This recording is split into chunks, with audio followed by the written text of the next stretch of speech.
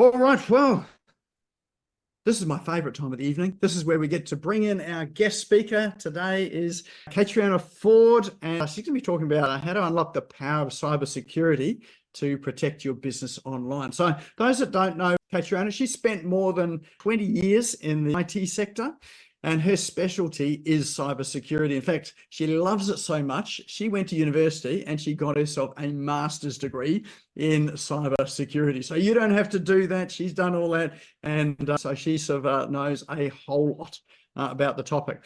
Her business, Kate, or CAIT, was founded in 2019, and she delivers people-focused cybersecurity training programs. She was just telling me this evening, that she's had a training session already this morning, so she's going both ends of the day here.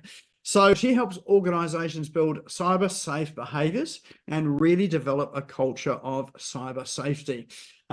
She is a dog mum, so she's got 2 golden retrievers. And her superpower is that she turns techno-babble. So if you are non-techie, you are in the right place tonight.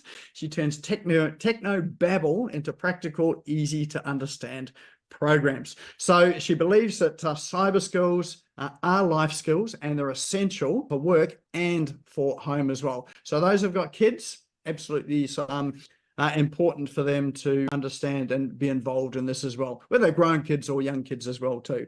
She's an award winner as well. She won the Women in Technology WA award, and she was a finalist in the Australian Women in Cybersecurity. So let's put your hands together and welcome to the stage, Caitriona Ford. Thank you for that very warm welcome, Nick. I'm going to share my slides, and what an awesome group you have here. I've been sitting going, that's a lot of new tools that I could use in my business. So well done. And that was very exciting for me to see what you do here.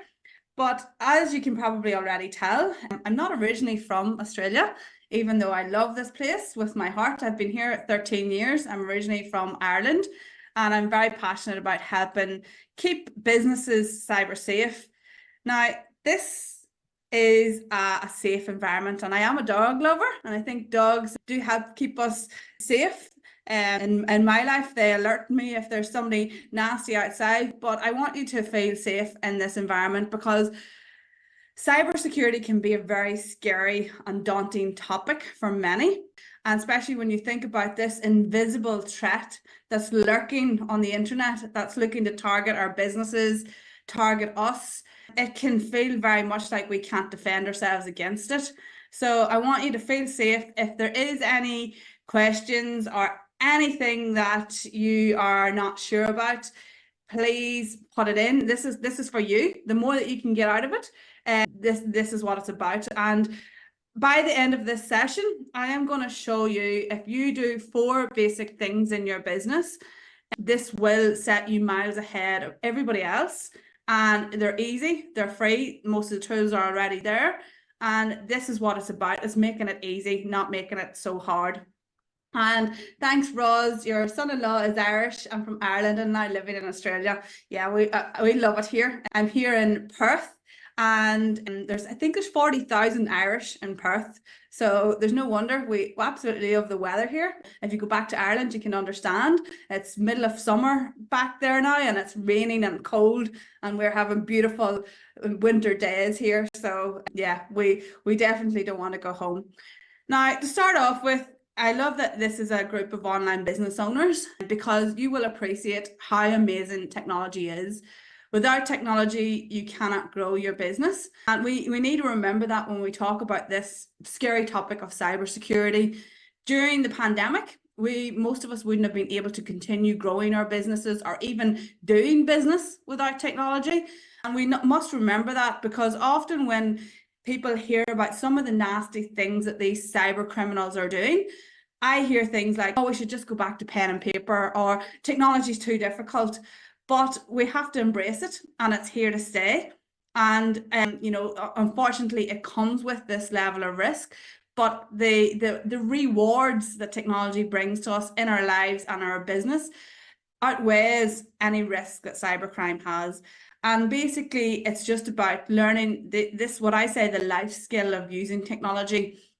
I would love if the government would come up with an initiative for everybody to get a computer driving license. Same when we learn to drive a car, and we have to learn to drive it safely.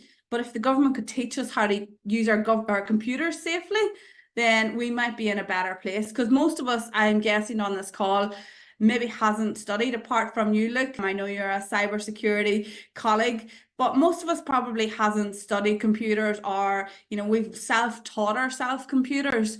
So therefore we don't understand these risks, and this is what I want to show you with you today. Who am I and how did I get into this? And Nick gave me a really lovely introduction. I've been in IT for nearly 25 years now, but the last 5 years have been in cyber. And I, believe it or not, wanted to be an accountant when I left school, went to university, did a few weeks and realised this was not for me, and ended up getting into computer science. Grew up in rural Ireland without a computer. So going to study computer science at university, my parents had no idea what I was doing or why I wanted to study computers, but I loved it. And I realised about 5-6 years ago that cybercrime was a growing risk to small businesses in particular. And it was one of my customers. I was the IT operations manager for a business here in Perth. And most of our customers were small to medium-sized businesses. One of my clients was a real estate company, and they got hit with a ransomware attack, and basically meant that their IT systems was offline for 2 weeks. When we started to investigate how this got into the business, we traced it back to the reception computer. And when the receptionist realized it was her computer and whatever action she had took that allowed these cyber criminals into the business, she got super stressed and ended up on stress leave and sick leave. And that motivated me to go back and study cyber. So I done my master's a number of years ago, and as you can see, I had to graduate with a face mask. So it's going to always be a reminder of those crazy times when we had to wear face masks. I'm just about to embark on my PhD because I believe there's so much more to do in this space. But that's enough about me. Where are we and what is happening in Australia? And cyber security has become a very hot topic. At the end of 2022, we were basically the most hacked nation in the world. And that was basically because cyber criminals see us as a very, very lucrative target. Businesses have, a lot of wealth in them here in Australia.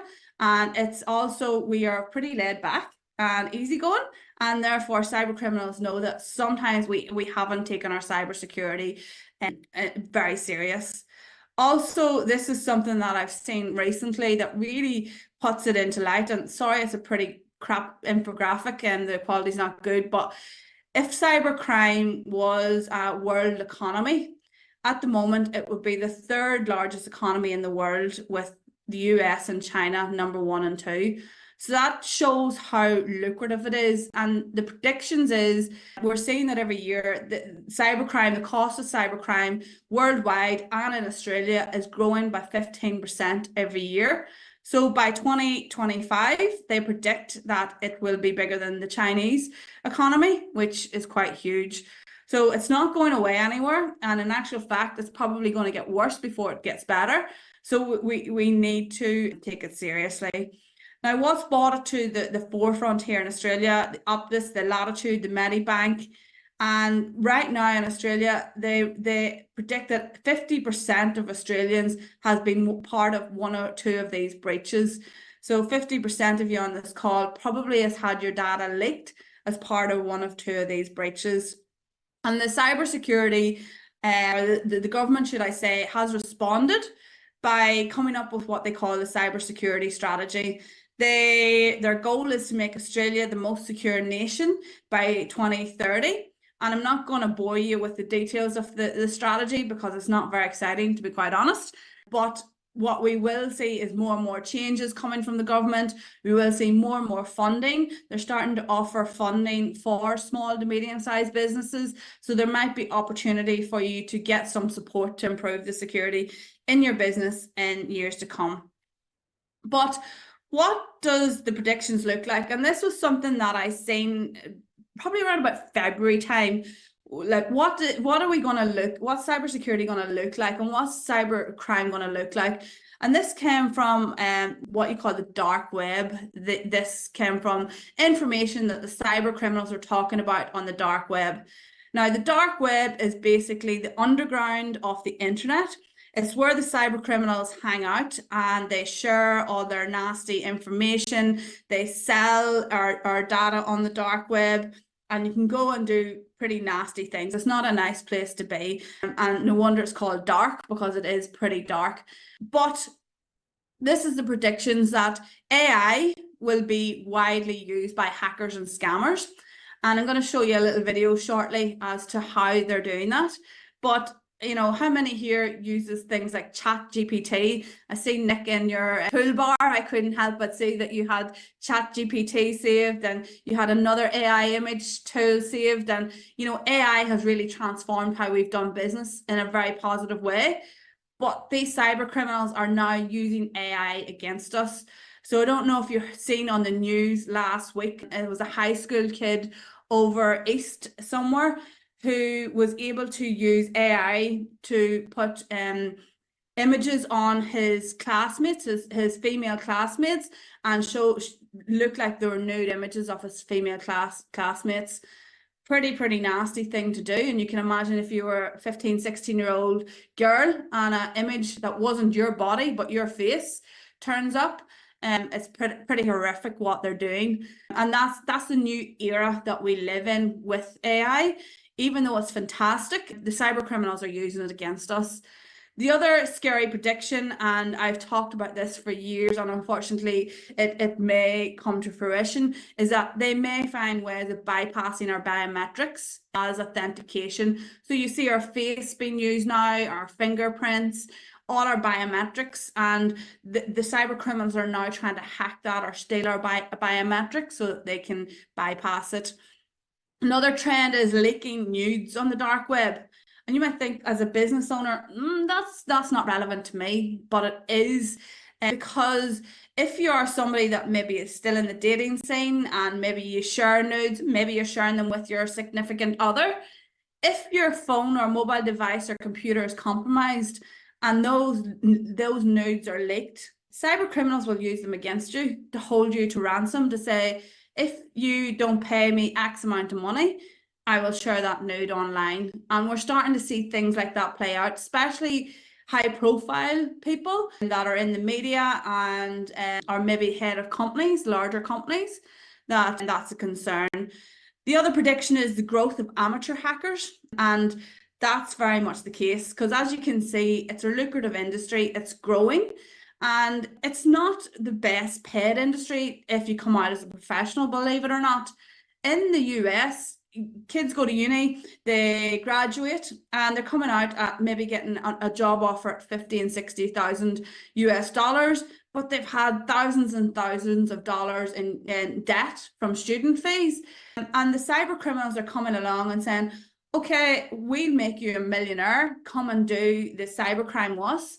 And the repercussions of being caught as a hacker is not great, to be honest. First of all, it's very, very hard to trace them, and it's very, very hard to catch them. And if they are caught, some of them get just a few years in jail and a slap on the wrist. So there's nothing really preventing them or deterring them from becoming amateur hackers. And also to do this hacking, to believe it or not, when I studied my master's, I realized that it's not that overly technical. And, you know, you can go and watch YouTube videos and learn to become a hacker. So therefore, it's actually easy to do. And that's what the challenge is. And then the other one, which we're already seeing, is that the sale of stolen data from data breaches. And we'll see that on the dark web. And we'll talk a little bit more about data breaches as we get through this. But why are they targeting small businesses, and why are small businesses a target? First of all, small businesses have limited resources. So most of us that have started a small business, myself included, I'm in my 5th year and I'm still regarded myself as a very, very small business. It's only me and a few virtual assistants.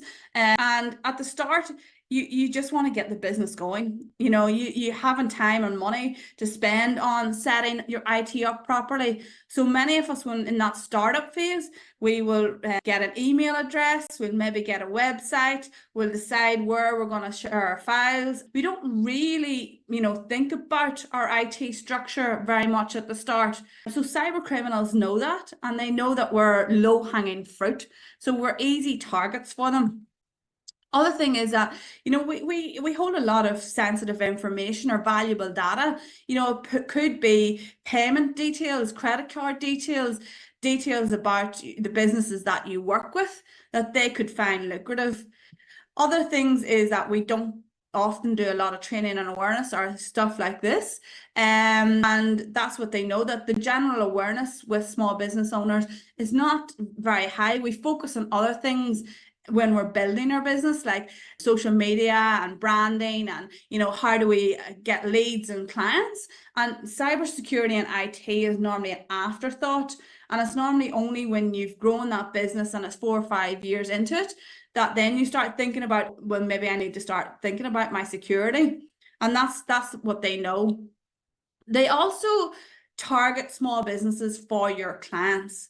So think about any of your clients that might be a larger corporate, or, you know, could be a lucrative target. So it may not be you or your small business that they're targeting, but they're targeting you to be a sort of a stopgap or a way into larger clients. And we call this supply chain risk, and we see this quite a lot. One of the companies that I work with here in Perth, they're a construction company, not very big, but they've won a contract with the Department of Defence. And they now are quite a high target because they're working with the Department of Defence. So as a small business, you have to think about who your clients are and would you be a target because of those clients. A few years ago, I helped a lady over on the Gold Coast. She had won a massive contract with a very well-known Australian brand. She was a very small business. She was a digital marketing business. And same thing, she was concerned about her security, because if she got breached, she would breach this well-known Australian brand's data as well. And that's what her concern was. And finally, that small business owners, we tend to underestimate the risk. And this is a lot of when a small business owner comes to me after they have been compromised or suffered a breach. They often will first say, they never thought it would happen to me. You know, I didn't think this was going to happen to me. You know, I don't have enough information, or I don't have enough data. Why are they targeting me? I'm not very lucrative. I'm still in startup phase. Why would they target me? But every business, no matter what stage you're in, you have something that's valuable to them. So we just have to understand that we are a target. This is some of the stats from what you call the Australian Cybersecurity Centre. They release a report every year, normally around about this time of year, and this is last year's report on the top 3 cyber crimes that Australian small businesses are reporting. 1 is email compromise, 2 is business email fraud, and 3 is online banking. So the difference between 1 and 2 is email compromise is where they actually get into your emails and compromise your emails. And then they're able to send emails to your clients, have a look at what information you have on your emails. The second one, business email compromise fraud, is where they intercept invoices and then they change the bank account details on an invoice, send it on to your clients. The client knows no different and pays that invoice. And that's a big, big problem. Last year, I had a building company here in Perth. They were a man and wife company. Lovely, lovely couple, and they had a small building company that they built bespoke homes, so $1 million properties here in Perth. The wife looked after all the finance side of the business and all the admin side of the business, and she had a little bit of a side hustle as well, selling health and beauty products. They were building a new property and they were waiting on an invoice for steel, and the invoice never came, and it was like 2 days late. When it came, and they needed to pay the invoice before the steel was released, and when the email came with the invoice, it said, "Sorry for the delay in the invoice. My best friend has just committed suicide, and so things are a bit delayed right now." When she opened the invoice, she seen that the bank account details had changed, but A, she didn't want to ask the question because he'd just said his friends had committed suicide. And B, there was a big push on to get the steel because it was all delayed. So she paid the invoice and steel didn't come. And when they started to investigate what had happened, they realised that the cyber criminals had got into her mailbox, stopped the invoice at her mailbox, changed the invoice details, bank account details, and then sent it on to her 12 hours later. So those are the types of things, especially coming to paying invoices. If you ever get an invoice with a client or a supplier and bank account details have changed, lift the phone and ask them, you know, why is this correct? Because business email fraud is big. Yes, Victoria, they are terrifying, and you definitely don't want them to happen to you, Victoria. And this is what it's about, is making you aware of what is happening out there so that you don't fall for it. And that particular incident really did, it was really sad for me because I knew the couple and it ended up having a bit of strain on their marriage. You know, they were down $50,000 and he was blaming her for not really having her eye on the game because of her side hustle. And, you know, it took a bit of time for them to get over the fact that the business was down $50,000. And so it is terrifying, but nobody wants this to happen to their business. And the other scary side of it is, and this is scary, that this is the average cost of cybercrime in Australia to businesses. It's up 14% every year. And $46,000 is the average cost of small businesses in Australia right now. Now, I know that if I lost $46,000 in my business, it would take a hell of a lot to recover and get back on my feet. And that's why we need to take it seriously, because it could put your lights out if you're not prepared for it. Now, let's get rid of the doom and gloom and try and, you know, help you move forward and stay safe. So I want to ask you, put it into the chat, or if anybody wants to come off mute, what do you think is the number one way that these criminals are getting into our businesses? Anybody, any ideas? You're not allowed to answer, look. Block him, Nick, block him. Complacency can be, social hacking, yeah, social media. Yeah, they're all very, very relevant. Social media, Victoria, yeah. And it can be depending on what your business is, but it generally initiates with a phishing email. A lot of cybersecurity incidents, once you trace it back, it originates with an email. So somebody interacting with a phishing email.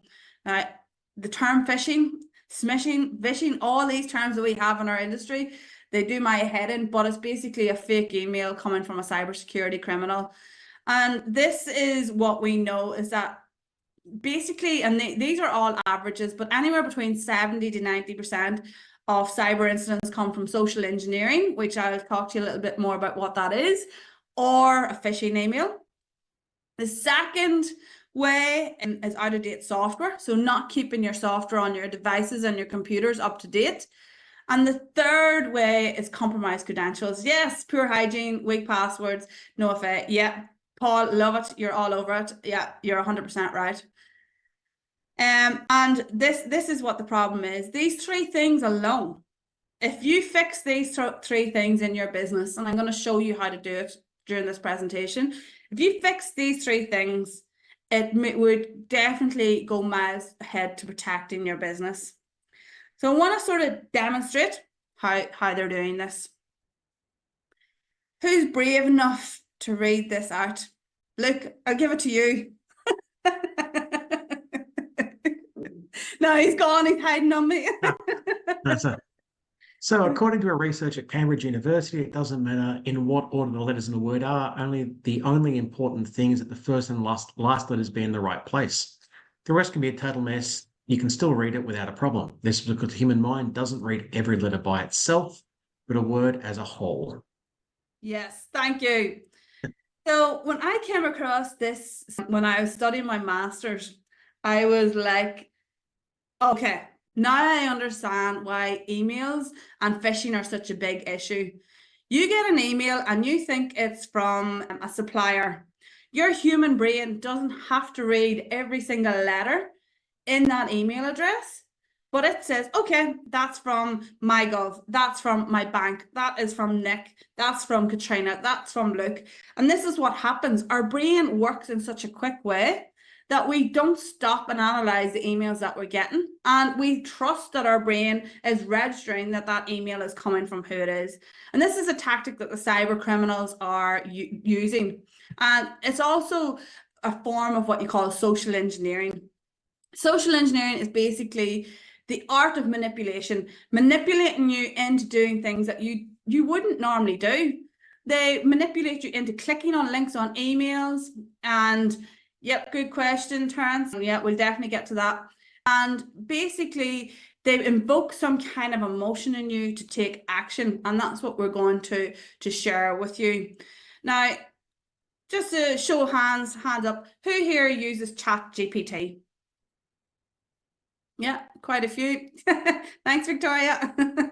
Well, I have a quick video that I want to share with you on how the cyber criminals are using ChatGPT against us. Now, it's just a bit of an eye-opener. When I seen it, I was like, yeah, I'm not surprised. But if you haven't seen this before, it could be a bit of a surprise to you. So hopefully the sound and all works. If not, let me know. But we tested it earlier and it was good. So let's see how we go. Hey guys, today we're going to use ChatGPT to hack some emails. Now that sounds a little malicious. We're going to use ChatGPT to generate a phishing campaign and then see if it'll write some code to log a username and password. Put together, this could be used for malicious purposes, but we don't condone that. This is purely for educational purposes. Let's check it out. So since ChatGPT uses a large language model and it's really good for writing prompts, you know, that's why professors are all freaking out and stuff like that. It seems like it could be a really useful tool for generating phishing campaigns, and it also is really good for writing code. So we can write some basic code to log some usernames and passwords. Let's check it out, give it a try. Alright, so first I'm going to prompt ChatGPT to generate a unique email asking the recipient to fill out a survey for a chance to win $1,000. I'm going to tell it where to place the link in the email, and I'm going to tell it who to send it from. Hi there, I hope this email finds you well. As part of our ongoing effort to improve the workplace, we're conducting a survey. We'd love to hear your thoughts. As an incentive, we're offering you a chance to win $1,000. Take the survey with the link below and log into your Gmail account. Insert survey link here. Okay, let's write a subject for the email. Take our survey for a chance to win $1,000. Log in with your Gmail. That sounds pretty sketchy. Write a new subject for that email without mentioning logging into Gmail. Share your thoughts and be entered to win $1,000 in our workplace survey. Much better. Let's ask ChatGPT to create a login screen that looks like Gmail. So it's explaining the key elements of what a Gmail login screen will look like. It's actually using ASCII to draw the layout. Alright, let's tell ChatGPT to generate the HTML for the above. Here's an example of what the HTML for the above login screen will look like. It produces the Gmail login screen. Okay. Looking good, looking good. You know, there's some things missing. We don't have the CSS. We don't have the actual image. That's okay, this is just a bare bones test. Alright, now we'll have ChatGPT write a PHP script to capture an email address, password, and log them to an output file, just as a basic test. Here's an example of a PHP script that will capture the email and password and log the output to a file. So we check the request method, make sure it's post, and then we get the values from the form. And we get the email and the password. Yeah, I mean, this is a very basic PHP script, and it's doing exactly what we asked it to do. Oh, and actually, we got flagged here for violating their content policy. There's nothing inherently wrong with that PHP script, but it might be contextual based off of the series of questions we asked. What we're going to want to ask next is to update the HTML from above to reference this PHP script. Alright, here's an example of how the HTML for the login screen could be updated to reference the PHP script that captures the email and the password. Let's just see what it does to the form tag here. So it updates the action attribute. It also ensures that the name attributes for the email and the password correspond to the variables that we're trying to reference in the PHP script. That is actually pretty smart. Okay. So we have the email for our phishing campaign. We have the HTML and the PHP script. Now we just need a place to host it. Then we have a link that we can put in our email and send it to people like ourselves. So it's starting to list off some free web hosting services. I've used some of these back in the day, 000 Webhost, X10. Yeah, these would work. And that's that. We'd sign up on our... So as you can see, it's pretty easy for cyber criminals now to start using these types of tools to create these phishing emails. One of the things that I do for organizations, mostly larger corporates, is I run simulated phishing campaigns. So I design phishing emails. Now, IBM, a couple of months ago, set a challenge to a group of cybersecurity professionals, give them parameters to create a phishing campaign, and give the same parameters into ChatGPT. It took ChatGPT 5 minutes. It took the security professionals 16 hours. So you can see now that what used to take them, hours to do is now taking them minutes. Our free web host, throw the PHP script on there. If you think about a lot of these cyber criminals are in third world countries where English is not their first language. So they can now use these tools to craft emails that really makes you think that it's legit. I've also seen them say take 4 or 5 emails from somebody, say a CEO or a business owner, put it into AI and say, write me an email in the tone and the way that this person would write an email. So this is how they're using it, and this is what the future of it is, and this is why it's making it more difficult for us to detect simulated phishing. But the other tactics that they use is things like fear. So you get an email and it's from the ATO, and maybe you haven't been looking after your taxes very well as a business owner, and you're going, have I got a huge tax bill, or what has happened here? And that might invoke a sense of reaction to you. The other things that is greed, as a society, we all want to make more money. That's why a lot of us run businesses. It's for that time freedom, but also to make money. But in Australia, the largest scams at the moment are investment scams, things like cryptocurrency and other types of investments. And they know that that's what we're trying to do. Or they might say you advertise a $500 Bunnings voucher. Click this survey to get a $500 Bunnings voucher. And if you're somebody that shops in Bunnings all the time, like my hubby, well, you might be enticed to, do that survey, but it could be a phishing link. Other things is curiosity, and if you're in a business and you've got a team and one of your team members gets an email saying bonus report, but they haven't received a bonus, well, they're going to be curious as to, is there other people getting a bonus and I haven't got a bonus? What's this about? Or an email that's saying finance report. Curiosity kicks in, and we were like, I haven't got this, but I'd like to know what's in this, and that would entice us to open that attachment or open that email or interact with it. One of the most successful phishing campaigns that I run one time was about 3 years ago. It was for a large energy utility company that I was working with.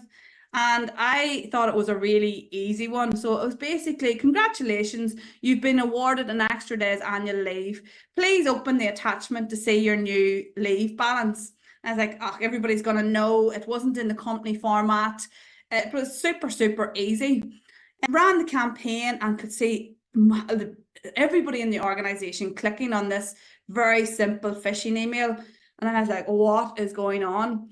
What I didn't know was the corporate had been in discussions with the unions about getting an extra day's annual leave. So everybody thought the union had approved the annual leave, and I clicked on it.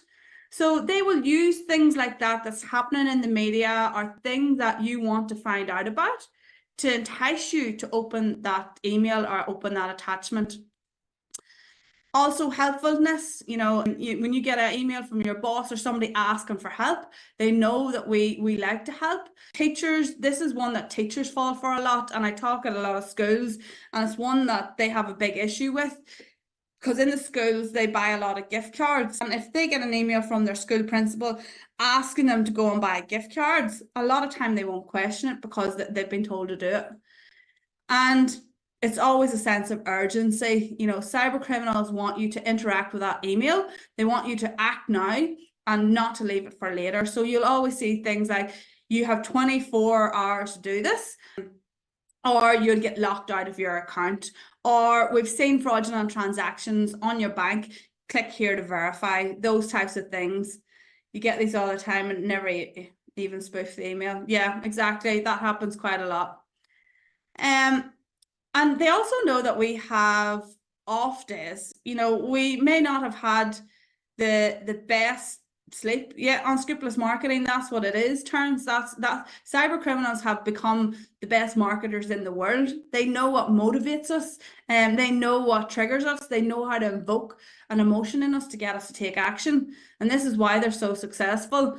And they also know that, you know, we are using technology at times when we're distracted.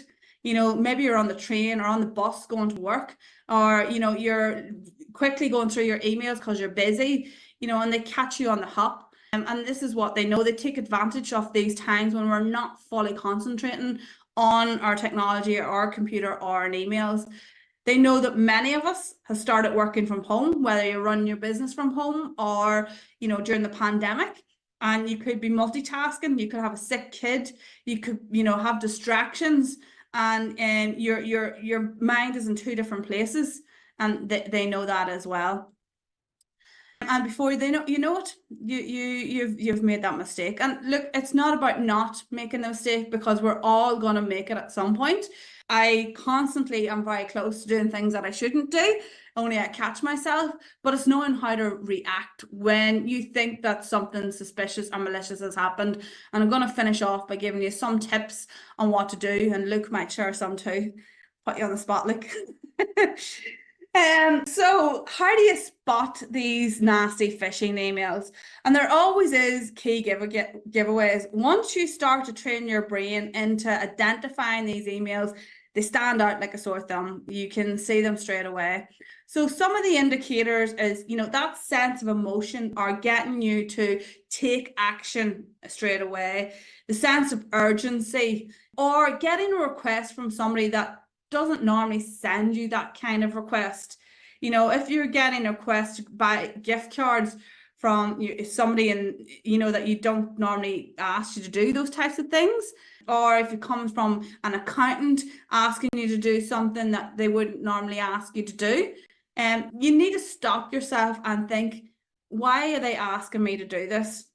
Now, we used to always say poor grammar, poor spelling was a key giveaway.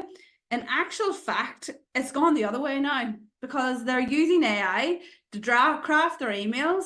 So when the email comes perfectly worded, no spelling mistakes, that could be a giveaway that it's an AI or a bot that's written it.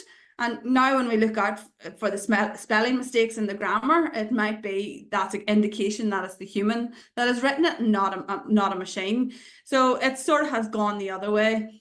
Also, things like if they asked you to click on links or open an attachments, it's definitely a key giveaway. The other thing is when I say, if you ask yourself these 3 questions when you open an email: do you know the sender, and can you fully verify that the sender, yeah, auto-tune or auto-type, yeah, that's definitely terms.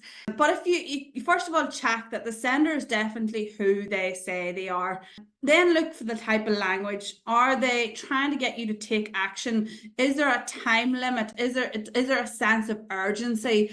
Does the email invoke an emotion in you and makes you want to take action? If that's what the email is, you need to stop yourself. And also, what is it asking you to do? Cyber criminals want you to interact with the email. They may want you to click on a link, which then can redirect to a page asking for your username and password. Or when you click on that link, it could download malicious software onto your computer. Same thing with opening attachments. So when you get an email, those are the 3 things. That's what I always tend to do now. Who is sending it to me? Is it definitely who they say they are, and can I verify it?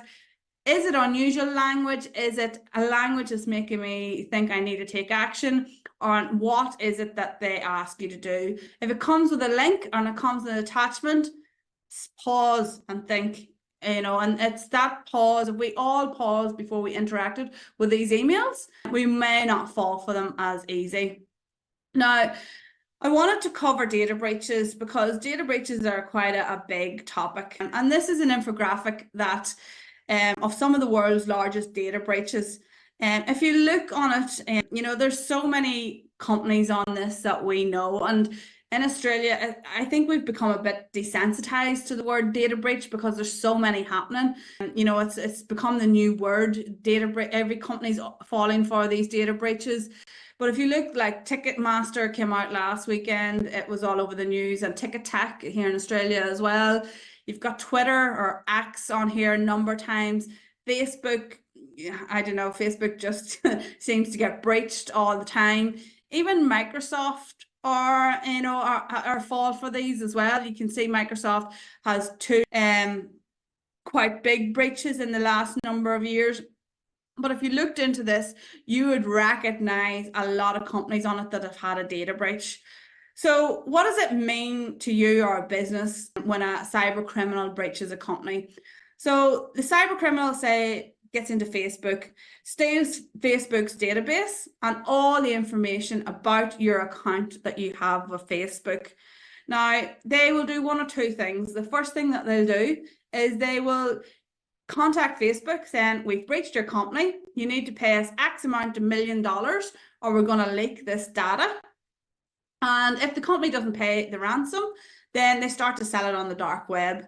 And generally within 12 to 24 hours, you will see a small amount of that data on the dark web.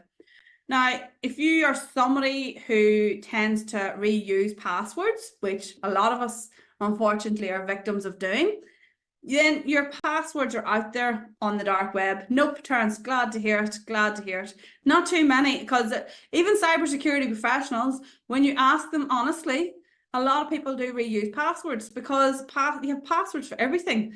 Thank you, Paul. But it is a problem. It's a challenge with passwords.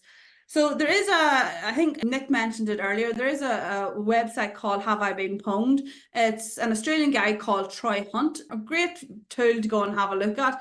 I don't think it's fully up to date because I've been doing some testing with it recently, but I met him last year. He's a good guy, but he basically monitors data breaches.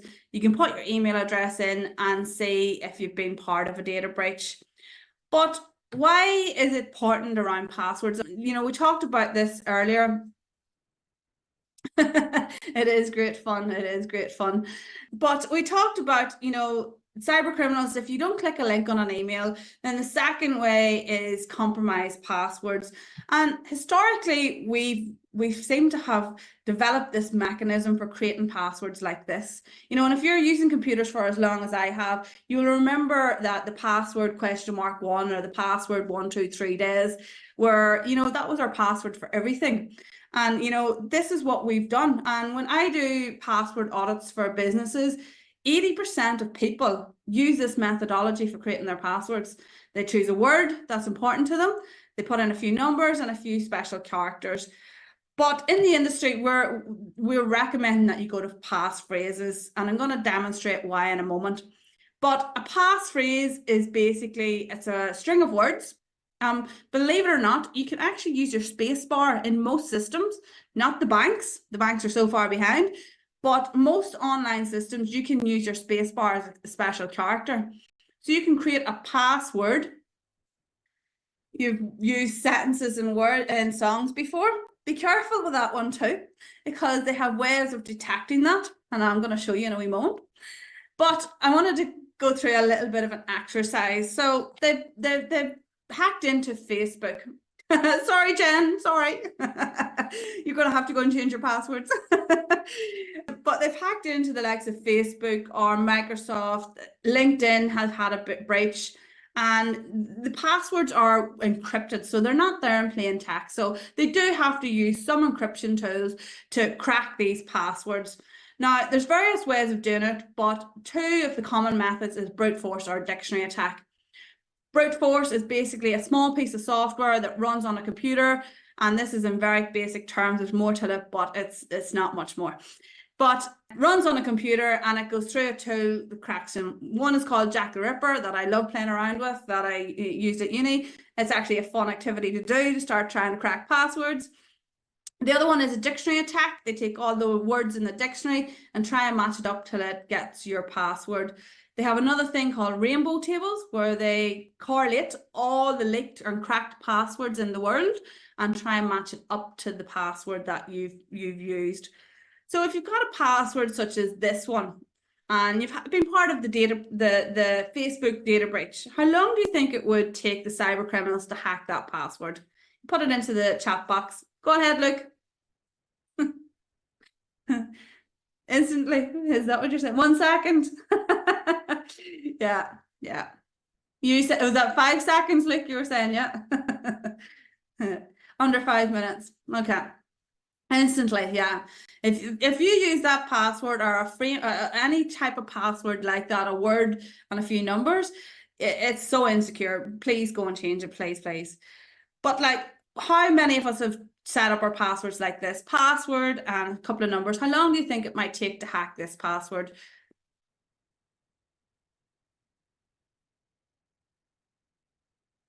Three seconds, Paul. Seconds. You're a tough crowd.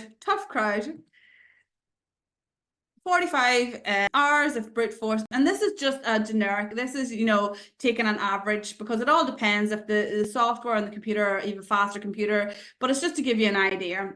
A dictionary attack is only 30 minutes. So you become clever and you go, okay, let's change it up a little bit. Let's make it hard to guess. How long do you think? Is it shorter or longer than the one before? Longer. Look, you're exposing yourself. So for the brute force, it's half the time because there's less numbers. And so the 5, but a dictionary attack, it's double the time. So you go to something like this, and back I used to be a server administrator, looked after loads of servers, and I had a crazy brain for remembering these types of passwords. And I used to set my server administrator passwords up to this complete gobbledygook. Most people would not remember something like this. I have a strange brain. How long do you think? Is it shorter or longer than this spaghetti? Longer, ages. Shorter passwords, so faster. Cameron, are you a hacker? I don't know about. Longer. Yeah, you're 100% right. For the brute force, it's 2.5 hours. The dictionary attack, it's longer, and because obviously it's not a word. But for brute force, it's short, so it doesn't take it as long. So this is an example of a past phrase that our government gave us a few years ago. I don't like pineapple on my pizza. Very controversial. I love pineapple. How long do you think it would take that one? Now I've got yous. A century. I like pineapple. 2 days, 500 years, 30 days. Yeah. So interesting, isn't it? So basically, brute force, you're talking about a year. Dictionary attack, about 40 days. Now, that's averaging. So, but what we know is cyber criminals, they want instant gratification, So if they haven't cracked your passwords, it takes longer to grow a pineapple. But if this is why you will see a lot of industry advice around having a password that are 16 characters long, because the longer the password is, the longer it takes them to hack it. And obviously, if you have unique passwords, then you don't need to change them all the time. Believe it or not, this is still the top most used passwords in the world today. We like convenience, and this is what the challenge is, especially when you have multiple accounts, and it's hard for us to manage all those accounts. And I always, bit of fun, treat it like your toothbrush. Don't choose a good one, share it with anyone and change it occasionally. But we've seen a huge trend of our browsers, like our Google Chrome, our Edge, and even our mobile phones coming up and saying, do you want me to save the password? Do you want me to save your password and remember it for you? Now, even though, especially with your browsers, it's very, very convenient, it does come with an element of risk. So if you have unfortunately clicked a link on an email, you've given a cyber criminal remote access to your computer, and you save your browsers and say, or your password, say in Chrome or Edge, the first thing they are going to do is go into your browser and see if your passwords are saved there. And guess what? They're saved in plain text. Most of us don't know how to secure our browsers, and it just gives them direct access to our passwords. I had a lady last year who thought she was on the phone with NBN, and she gave them remote control access to her computer, and she said she watched them go straight to her Google Chrome, opened where her saved passwords are, and typed in bank. So they're looking to see had she saved her banking passwords in her Google Chrome. So even though it's convenient, it's definitely not a good thing to do. And that's where I've seen somebody earlier asking about password managers. Password managers are basically, they are a tool that allows you to save your passwords, and you can create unique passwords, and we can share which ones we recommend at the end. Now, to finish up, you should also have multi-factor authentication on your accounts. Multi-factor is basically the password. It's something else like a verification to say that it's definitely you, to then give you access. So it's something that you know, something that you are, which is your biometrics, or something that you have, which is your mobile phone. You can set it up in various places, your social media accounts. Extremely important to have it on your email. Most people forget to put it on your email, but your email holds so much information about your business, and it's the place that you want to keep them out of. But anywhere that has an online account, you can generally set it up. You can set it up with an authenticator app. And you've got one here called Google Authenticator. It's free to download. Or Microsoft, if you use Office 365, Microsoft give you an authenticator app. Some password managers, depending on which one you use, has one as well. And yeah, it's a good tool. So I know we're a little bit over on time, but I'm going to just quickly finish off by saying, what do you do if you think that you've clicked on a link and your computer is compromised? First of all, turn it off and disconnect it from the internet. Cyber criminals need the internet for them to do their nasty work. So if you think your computer is acting suspicious and you think that there's something wrong with it, disconnect it from the internet. Obviously, if you can, get professional help, somebody like Luke, to help come in and clean your computer up and give you advice on how to make sure that it's secure, and change your passwords and inform your bank. Now, as I said at the start, if everybody did these few basic things in their online life and their business, it would keep them so secure. Not opening links and attachments and clicking, or opening attachments or clicking on links. Password hygiene, making sure that you have good passwords or passphrases and implementing a password manager. Multi-factor authentication wherever you have it. Backing up your data, or I call it your crown jewels. So what in your business is important for your business to keep operating, and updating your software regularly.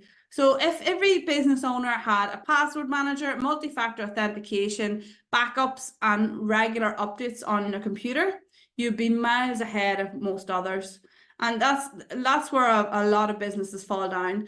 The Medibank data, there's been a report that has just come out to say what has happened. How did the hackers get into Medibank? What do you think it is? It was a weak password, and they didn't have multi-factor authentication set up. So the cyber criminals got access to a password that an IT contractor was using, and basically got past the password, and they didn't have multi-factor authentication. So if Medibank had multi-factor authentication set up, they wouldn't have had the issue that they had, that we all know about. So I think we're nearly time, are we, Nick? Maybe we can take a few questions.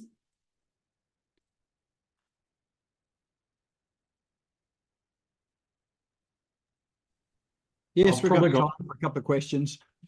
I've got one thing to add in support of Caitriona. I apologize if I mangle your name. Yeah. Cybersecurity insurance. Get it. I cannot stress the importance of that enough. It is, if things go badly, you need you need the insurance policy to help you recover. Because if you want to bring in specialists to do with what's called digital forensics and incident response, you're going to need at least 2 of them, and they start at $650 an hour. Do you have that much cash at bank to cover that? And you're going to need them for at least 40 hours. Or you can have, say, a $600 to $1,000 policy per year to cover your butt. It is, get it. It helps. Great advice, Luke. And just also make sure that you get the proper cyber insurance. I've seen some really, really dodgy ones floating about, where you look at the T's and C's and a lot of stuff is not covered. So, get advice from somebody from Luke or your mortgage broker, or your insurance broker, to make sure that it's legit. But great advice. I had a not-for-profit last year that had thought they had cyber insurance. They had a ransomware attack, and when they got into the T's and C's, they weren't covered. Yeah, I've seen some with what's called the policy sublimits, where for insider threat, because a staff member stole $750,000, they were only covered for $25,000. Wow. So the rest of that money, it's cool. You've got to litigate to get it back. So,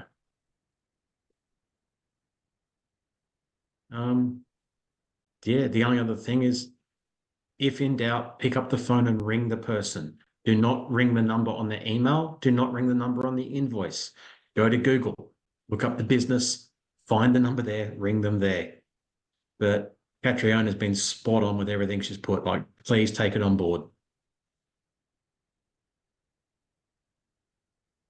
Anything? And if they call you, and you're unsure, hang up and call them back.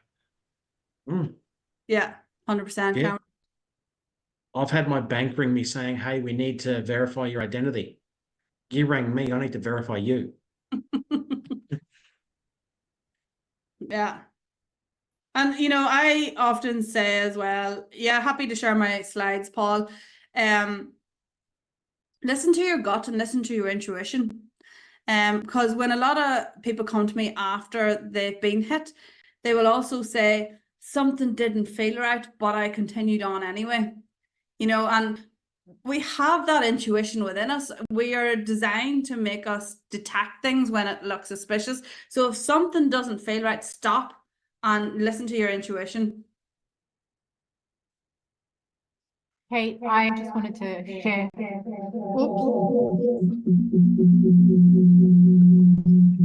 You need a mute. Sorry, we're both in the same room. One of the podcasts that I absolutely love, and Luke will know this because I've shared this with him before, is the Darknet Diaries. Yep. So from an educational standpoint, I think it's fantastic to learn about the different scams and things that are going on. And it's done, even though it's an audio, it's done in a classic kind of TV series kind of way, Yeah. The things that I have learnt from that show are just phenomenal, blow my mind. In a recent episode I listened to, they talked about a Hong Kong guy who was in charge of the money of this company. He had a meeting with who he thought was the president and a few other senior execs. It was on video, and he was given the instruction to transfer $25 million, which he did, and later found out the video was generated via AI, the audio was generated via AI, and the whole thing was deep fake, basically. Yeah. He's fantastic. I have a podcast as well, and we interviewed him on our podcast last year. Oh yeah. We're hopefully going to have him back on this year. He's very keen to come back on, but we record once a month, and we talk about what's happening in Australia and the different types of cyber incidents. So I just put the link in there if you want to watch it. It only comes out once a month. It's me and a few other cybersecurity experts here in Perth got together just to try and give back to the community. as much as possible, because that's what it's about. It's about helping everybody. This is not it's an everybody problem. Unfortunately, that's what cybercrime is, and we all need to work together, even in society. And you know, the age group that's targeted the most is over 65s, and we want to try and protect all sides of the community as well.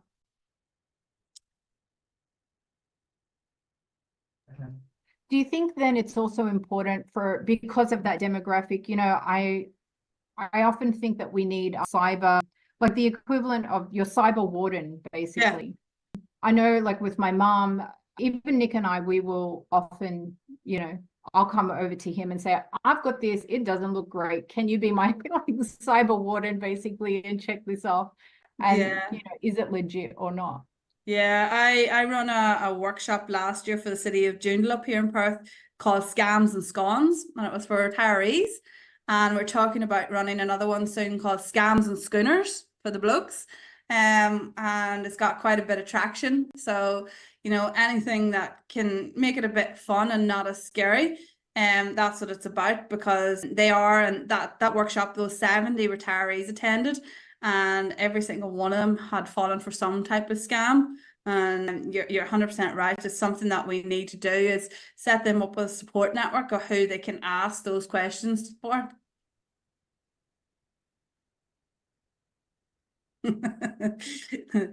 I seen you with your glass of wine earlier, Paul. You were making me very jealous. Thanks everyone. And look, you know, I'm on Facebook, I'm on LinkedIn, and I'm on Instagram. You know, if you've ever got a question, or if you don't have somebody support you or ask the question, I always give advice for free, because it's just, I just hate seeing people fall for these types of scams.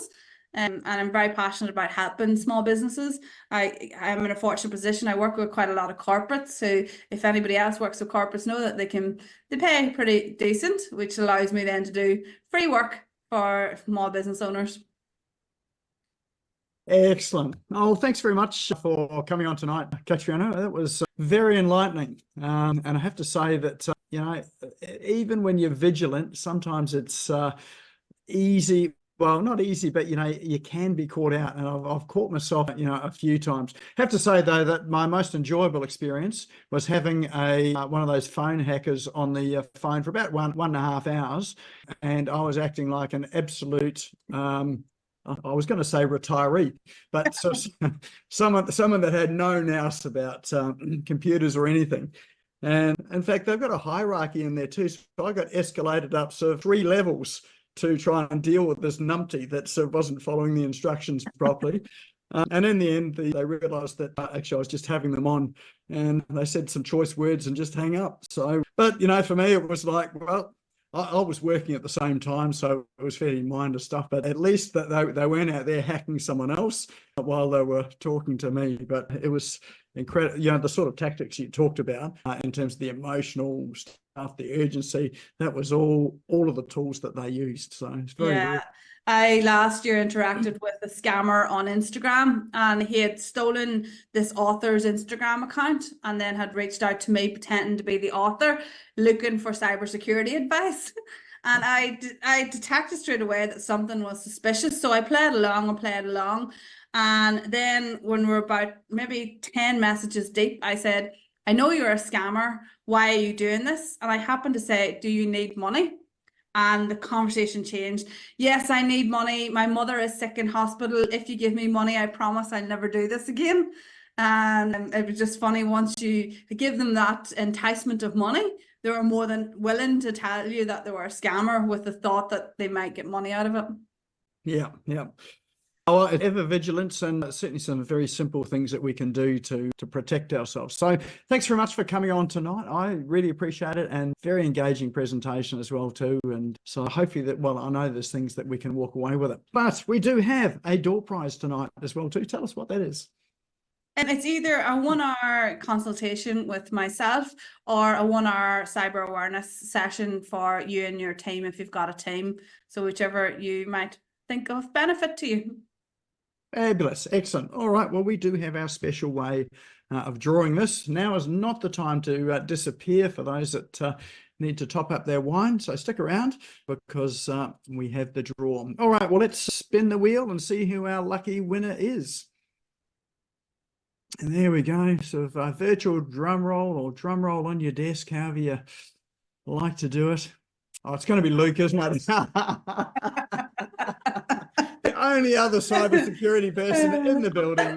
Please feel free to do it again. I'm happy to connect with Caitriona in a professional setup.